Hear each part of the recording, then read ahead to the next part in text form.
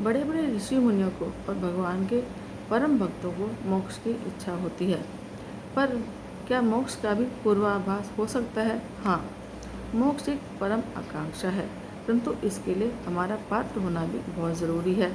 इस पात्रता की परिभाषा भी समझनी होगी। मोक्ष का वास्तविक अर्थ है जन्म और मृत्यु के आवागमन से मुक्ति और परम ब्रह्म में लीन होना। यह भी तथ्य है कि ऐसे तत्व ही एक दूसरे में विलय हो सकते हैं। ईश्वर यानी ब्रह्म निर्गुण और समस्थिति में है। इसका अर्थ है कि वह काम, क्रोध, लोभ, मोह और अहंकार से मुक्त है। यदि प्राणी भी उनमें विलीन होना चाहता है तो उसे भी उसी स्थिति में आना पड़ेगा, तभी वह मोक्ष का पात्र बनने में सक्षम हो सकेगा। इसलिए प्रत्येक धर्म में यही शिक्षा दी गई है कि यदि ईश्वर की प्राप्ति करनी है तो पहले बुराइयों पर विजय पानी होगी, उनसे पूरी तरह से मुक्त होना होगा। सनातन धर्म में जीवन को व्यवस्थित करने के लिए 4 भागों में विभाजित किया गया है। ये हैं ब्रह्मचर्य, गृहस्थ, वानप्रस्थ और संन्यास।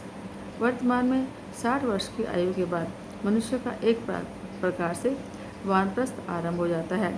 जीवन के इस पड़ाव पर उसे सांसारिक बुराइयों से दूर होने का प्रयास करना चाहिए। इसके लिए उसे पतंजलि के अष्टांग योग का सहारा लेना चाहिए।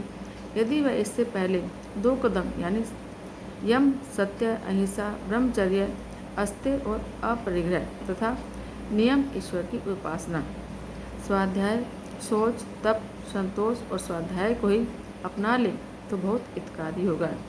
इसमें अपरिग्रह से तात्पर्य है कि आवश्यकता से अधिक भंडारण न करना, अस्त्य अर्थात किसी प्रकार की चोरी न करना। इन दोनों कदमों से मनुष्य की मानसिकता बदल जाएगी और परम शांति और समस्थिति का अनुभव होगा। ऐसी अवस्था जिसमें कोई कामना या भय नहीं रहेगा। यदि यह अवस्था स्थायी रूप से प्राप्त हो जाती है तो मनुष्य को यह आभास हो जाना चाहिए कि वह मोक्ष का पात्र बन गया है और अब उसे सर्वशक्तिमान स्वयं अपने में विलीन करके परम शांति प्रदान करेंगे।